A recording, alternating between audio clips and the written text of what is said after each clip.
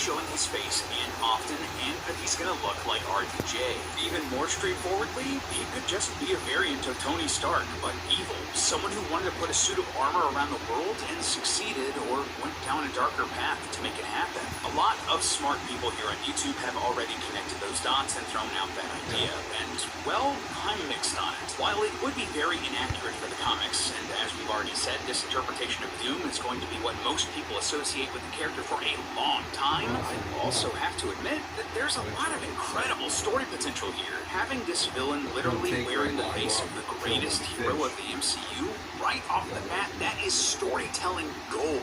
But also consider this, how would Spider-Man react seeing his mentor and hero twisted into an evil dictator? How would this Tony Doom react to seeing this bright-eyed spider kid light up seeing him and then get devastated when he realizes the dark path he went down? And that's to say nothing of other characters like Banner or Thor or hell, even Happy Hogan react to seeing their longtime friend and ally become the worst villain in the multiverse. There's also a lot of potential for meta storytelling here, with the newer heroes of the MCU like Shang-Chi, Miss Marvel, and Moon Knight battling an incarnation of the old MCU, someone who represents the first few phases that is currently a shadow looming over their head. Same thing with multiversal characters from older pre-MCU movies like Wolverine, Tobey Spider-Man, and Blade. They also get the opportunity to go head-to-head against the same representation of the MCU that made their movies obsolete. All of that is only possible by having an actor like RDJ take this role because of the history that he has with this brand, and we know for a fact that it can be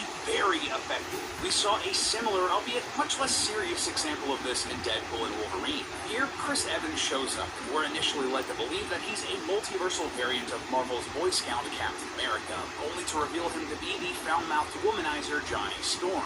That's about as far away from Steve Rogers as you can get, and I don't know about you, but Evans saying "Flame On" got one of the biggest reactions in my theater because it was so different than what we expected. Not to mention the rant full of colorful language he goes on at the end of the movie. All of that only worked because of the context of Chris Evans' previous role as Captain America. The same thing that RDJ's Doom can tap into here with dramatic stakes. So, will this be worth it from a narrative perspective?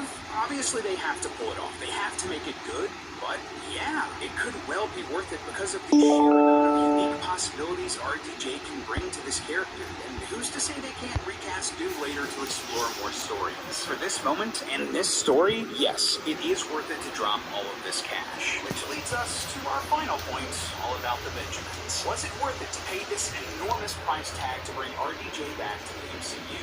Yeah, this might seem like a weird thing to save until last, but while the fan and the story perspective probably have the biggest impact on Marvel, this has the biggest impact on the worth of it for Disney. Just so we're 100% on the same page here, the official information we have for Downey's paycheck is that it will be quoted significantly more than the $80 million being paid to the Russo brothers to return to direct these two movies, on top of what is likely a hefty back end for both films. If you don't know, a back end deal in Hollywood basically means that an actor or director or whatever will take home a percentage of what the movie makes. You're on a flyer. Typically, only Can't expose yourself up. like this, Fly over top. will likely net them more money than an upfront paycheck. This is actually where Robert Downey Jr. made a lot of his money as Iron Man. There are rumors that on top of his $75 million salary for Avengers Endgame, Downey negotiated a back end deal that netted another $55 million. While these are just rumors, honestly, that sounds about right for the amount of star power and importance Downey had for the MCU franchise at that point. It also makes the idea that he's getting upwards of $100 million for Doomsday and Secret Wars